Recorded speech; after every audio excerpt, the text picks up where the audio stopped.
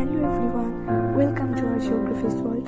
আজি আমি আলোচনা কৰিম আমাৰ জিঅ'গ্ৰাফীৰ যোনখন ফাৰ্ষ্ট পেপাৰ আছে এনভাইৰনমেণ্টেল জিঅ'গ্ৰাফীৰ ওপৰত আজি আমি আলোচনা কৰিম। সেইখন স্ক্ৰীনত লগাই দিয়া হৈছে, তোমালোকে চাই ল'বা। আমি প্ৰথমে কোনখন পেপাৰ আলোচনা কৰিম?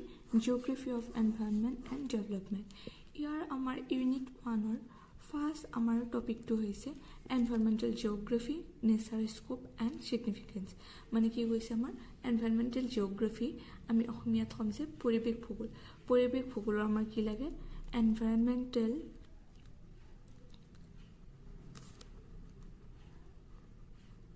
জিঅ'গ্ৰাফী, অৰ্থাৎ পৰিৱেশ ভূগোল মানে কি, আমি সেই বিষয়ে আমি আলোচনা কৰিম।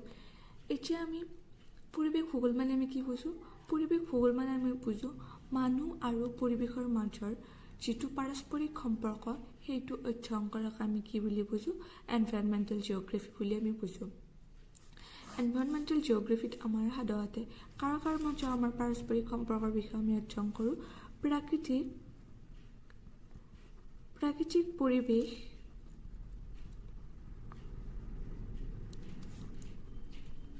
আৰু মানুহৰ মাজৰ আমাৰ পাৰস্পৰিক relation between environment and human relationship. কাৰ মাজৰ আমাৰ ৰিলেশ্যনশ্বিপ বুজোঁ? আমি প্ৰাকৃতিক পৰিৱেশ আৰু মানুহৰ মাজৰ আমাৰ যোনটো ৰিলেশ্যনশ্বিপ আছে, সেইটো আমি অধ্যয়ন কৰাক আমি কি বুলি কওঁ? এনভাইৰনমেণ্টেল জিঅ'গ্ৰাফী বুলি বুজোঁ। আৰু আমি কি বুজোঁ? মানুহৰ কাৰ্যকলাপ, অৰ্থাৎ মানুহে যিবোৰ কাম কাজ কৰে সেইবোৰৰ দ্বাৰা পৰিৱেশত কেনেদৰে প্ৰভাৱ পৰে, সেইসমূহ পৰিৱৰ্তনৰ বিষয়ে আমি কি কৰিম? বিশ্লেষণ কৰিম। মানুহৰ কাৰ্যকলাপ আৰু পৰিৱেশৰ কিছুমান উপাদান, অৰ্থাৎ আমাৰ এনভাইৰনমেণ্টৰ যিবোৰ আমাৰ এলিমেণ্টছ আছে, যেনে এই উপাদানসমূহ আমাৰ কি হ'ব? Soil, water, etcetera. বহুত কিবা কিবি সোমাই থাকে এই এলিমেণ্টসমূহৰ ভিতৰত। অৰ্থাৎ মানুহৰ এই কাৰ্যকলাপ, অৰ্থাৎ মানুহে কি ধৰণৰ কাম কৰিছে, সেই কামসমূহৰ দ্বাৰা আমাৰ যোনবোৰ পৰিৱেশৰ আমাৰ এলিমেণ্টছ আছে, সেই এলিমেণ্টসমূহৰ মাজত কিদৰে পৰিৱৰ্তন হৈছে, সেইবোৰ কি কৰিম? আমি ডিছকাছ কৰিম। তাৰ নেক্সট পইণ্টটো হ'ল মানুহ আৰু পৰিৱেশৰ মাজৰ আমাৰ সম্পৰ্ক অধ্যয়ন কৰাটো আমি বুজি পালোঁ। মানুহ আৰু পৰিৱেশৰ মাজৰ কি?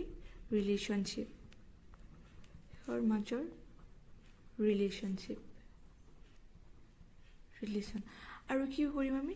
আৰু আমাৰ প্ৰাকৃতিক পৰিৱেশত যিবোৰ আমাৰ উপাদান পোৱা যায়, সেইবোৰ মানুহে কেনেদৰে ব্যৱহাৰ কৰে, অৰ্থাৎ প্ৰাকৃতিক পৰিৱেশৰ সম্পদসমূহ মানুহে কেনেদৰে ব্যৱহাৰ কৰে, সেই বিষয়ে আমি অধ্যয়ন কৰিম। কি কৰিম? প্ৰাকৃতিক পৰিৱেশৰ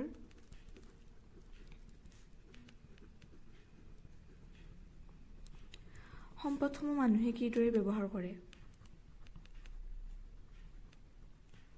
সমূহৰ ব্যৱহাৰ। আৰু কি কৰিম? সেই সম্পদসমূহ, এই প্ৰাকৃতিক পৰিৱেশৰ সম্পদসমূহ ব্যৱহাৰ কৰাৰ ফলত পৰিৱেশৰ কেনেধৰণৰ মানে প্ৰভাৱ পৰিছে, সেই বিষয়ে আমি অধ্যয়ন কৰিম। আৰু নম্বৰ 3rd পইণ্টটো কি হ'ব?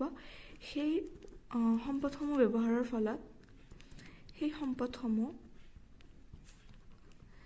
ব্যৱহাৰৰ ফলত কিদৰে আমাৰ প্ৰভাৱ পৰিছে, সেই বিষয়ে আমি কি কৰিম?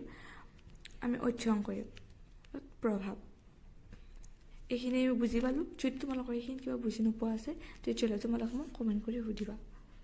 আমি এতিয়া উদাহৰণ বুলি ক'লে আমি কোনবোৰক বুজিব পাৰোঁ?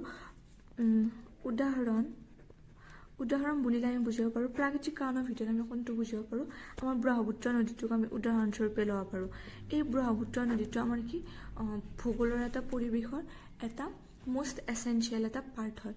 এই ব্ৰহ্মপুত্ৰ নদীটো আমাৰ কৃষি, তাৰপিছত ট্ৰান্সপৰ্টেশ্যন, অৰ্থাৎ পৰিবহণ, আৰু জীৱ-জন্তু অৰ্থাৎ এনিমেলৰ বাবে বহু ধৰণে আমাৰ কি হয়? হেল্পফুল হয়। ই বহুত ধৰণৰ আমাৰ কি হয়? হেল্পফুল হয়।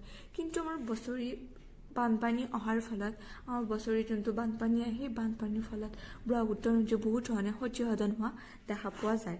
এইখিনি আমি বুজি পালোঁ। নেক্সট আমি উদাহৰণ দিম পৰিৱেশিক সমস্যা, অৰ্থাৎ মানুহৰ কাৰ্যকলাপৰ ওপৰত। মানুহৰ কাৰ্যকলাপ,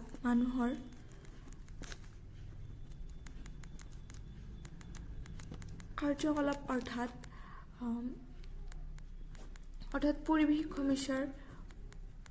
পৰিৱেশিক সমস্যাৰ ওপৰত উদাহৰণ বুলিলে আমি কোনটো বুজিম আমাৰ বহুত ধৰণৰ বহুত চহৰত আমাৰ দিনক দিনে কি হৈছে কল কাৰখানা অথবা কল কাৰখানা ইণ্ডাষ্ট্ৰি অৰ্থাৎ কল কাৰখানা অৰ্থাৎ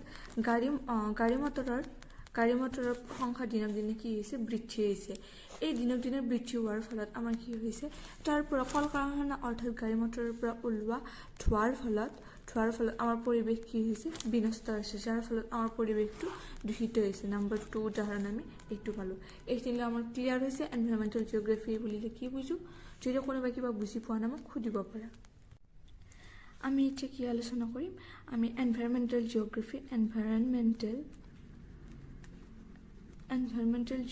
আমি কি কৰিম নেচাৰ আমি কি কৰিম আলোচনা কৰিম আমাৰ প্ৰথম নেচাৰটো কি হৈছে ইণ্টাৰডিসিপ্লিনাৰী নেচাৰ এই ইণ্টাৰডিসিপ্লিনাৰী নেচাৰটোত আমাৰ কি আলোচনা কৰা হয় যে এনভাইৰনমেণ্টেল জিঅ'গ্ৰাফি অকল জিঅ'গ্ৰাফিৰ মাজতে সীমাবদ্ধ নহয় ই কিহৰ মাজত সীমাবদ্ধ হৈ থাকে জীৱবিজ্ঞান তাৰপিছত ভূতত্ত্ব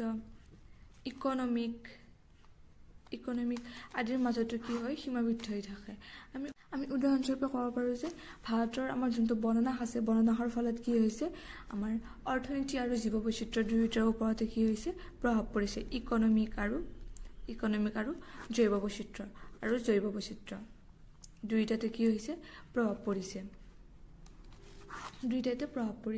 কি অঞ্চলৰ প্ৰভাৱ পৰিছে যেতিয়া আমাৰ জৈৱ বৈচিত্ৰ্যৰ ফলত যেতিয়া ধ্বংস কৰা হয় বননাশ হয় তেতিয়া কি হৈছে আমাৰ যোনবিলাক জীৱ জন্তু আছে সেই জীৱ জন্তুবিলাকৰ আশ্ৰয়স্থল নাইকিয়া হৈছে ফলত তেওঁলোকে আশ্ৰয়স্থল বিচাৰি মানে বহু ধৰণৰ বিপদৰ সন্মুখীন হ'ব লগা হৈছে আৰু ইকনমিক ক্ষেত্ৰত কেনেদৰে হয় আমাৰ অসমৰ ব্ৰহ্মপুত্ৰ নদীটোৰ কথা ক'ব পাৰোঁ যেতিয়া ব্ৰহ্মপুত্ৰ নদীটোৰ বননাশ কাষত থকা দাঁতিকাষৰীয়া অঞ্চলবোৰ বননাশ কৰা হয় তেতিয়া কি হয় সেইবোৰত আমাৰ বানপানী হোৱাৰ সম্ভাৱনা থাকে যাৰ ফলত বানপানী হোৱাৰ ফলত কি হয় আমাৰ আৰ্থিকভাৱে বহুত ধৰণৰ আমাৰ ক্ষতি হ'ব আমাৰ 2 নম্বৰ নেচাৰটো কি আমাৰ ডাইনেমিক নেচাৰত আমি কি আলোচনা কৰিম আমাৰ জলবায়ু তাৰপিছত আমাৰ প্লেণ্ড ইউজ নদীৰ গতিপথ এইবোৰ কি হৈ থাকে আমাৰ বছৰে সলনি হৈ থাকে অৰ্থাৎ এইবোৰ সদায় একে নহয় সময়ৰ লগে লগে এইবোৰ কি হয় চেঞ্জ হোৱা দেখা যায় যেনে আমাৰ ব্ৰহ্মপুত্ৰ নদীৰ গতিপথৰ কথা ক'ব পাৰোঁ বছৰৰ লগে লগে বছৰে এইবোৰ কি হয় চেঞ্জ হৈ থাকে নদীৰ গতিপথ ব্ৰহ্মপুত্ৰ নদীয়ে গতিপথটো আমাৰ কি কৰে সলনি কৰে এইটো আমি বুজি পালোঁ আমাৰ নেক্সট নেচাৰটো কি হৈছে আমাৰ এপ্লাইড নেচাৰ এই এপ্লাইড নেচাৰটো মানে কি ব্যৱহাৰ ভিত্তিক আমাৰ কি হয় নেচাৰ এই নেচাৰটো কি কৰা হয় মানে এনভাইৰনমেণ্টেল জিঅ'গ্ৰাফি অকল কিহৰ মাজত সীমাবদ্ধ হৈ নাথাকে তত্ত্বমূলকে নহয় ই বাস্তৱ জীৱনতো আমাৰ কি কৰা হয় প্ৰয়োগ কৰা দেখা যায় কেনেকুৱা প্ৰয়োগ কৰা দেখা যায় উদাহৰণস্বৰূপে আমি উদাহৰণ হিচাপত আমি ল'ব পাৰোঁ যে আমাৰ গুৱাহাটী মহানগৰৰ কথাই ক'ব পাৰোঁ আমাৰ গুৱাহাটী মহানগৰ পৰিকল্পনা কৰাৰ সময়ত কি কৰা হৈছে আমাৰ ড্ৰেইনৰ ব্যৱস্থা আমাৰ লোৱা হৈছে আৰু কি কৰা হৈছে সেউজীয়া বনাঞ্চল সংৰক্ষণৰ ব্যৱস্থা আমাৰ কি কৰা হৈছে প্ৰয়োগ কৰা হৈছে যাতে সেই অঞ্চলটোত বেলেগ ধৰণৰ সমস্যাৰো দেখাই দিব নোৱাৰে অৰ্থাৎ ড্ৰেইনৰ ব্যৱস্থাৰ ফলত আমাৰ যিবিলাক আমাৰ পৰিৱেশৰ সমস্যা বানপানীৰ সমস্যা আদি যাতে আমাক দেখাই দিব নোৱাৰে সেইবোৰৰ ওপৰত কি কৰা হৈছে আমাক গুৰুত্ব প্ৰদান কৰা হৈছে